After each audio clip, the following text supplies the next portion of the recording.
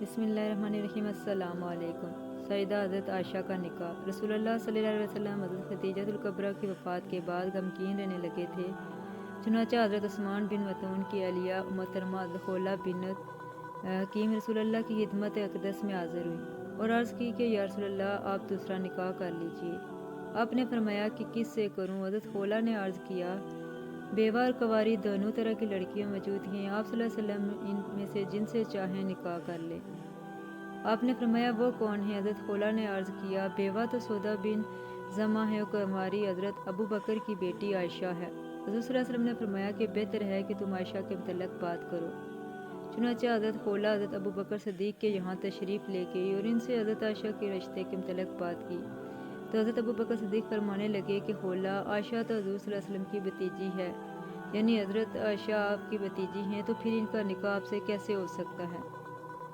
حضرت خولہ نے واپس آ کر نبی کریم صلی اللہ علیہ وسلم سے اس بارے میں دریافت کیا تو آپ نے فرمایا کہ ابو بکر میرے اسلامی بھائی ہیں اور اسلامی بھائیوں کے ہاں نکاح کرنا جائز ہے۔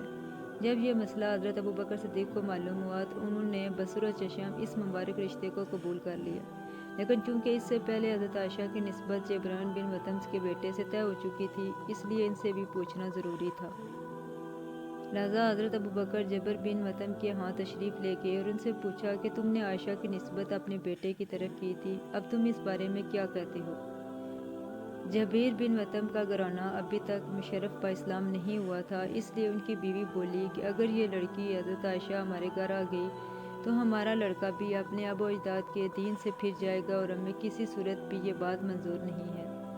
حضرت ابو بکر وہاں سے اٹھ کر اپنے گھر تشریف لے اور خولہ سے فرمایا کہ مجھے یہ رشتہ منظور ہے اور رسول اللہ صلی اللہ علیہ وسلم جس وقت چاہیں تشریف لے آئیں۔ چنانچہ حضرت صلی اللہ علیہ وسلم تشریف لے آئے اور حضرت ابو بکر نے نکاح پڑھایا اور مہر کی مقدار 400 درہم مقرر ہوئی۔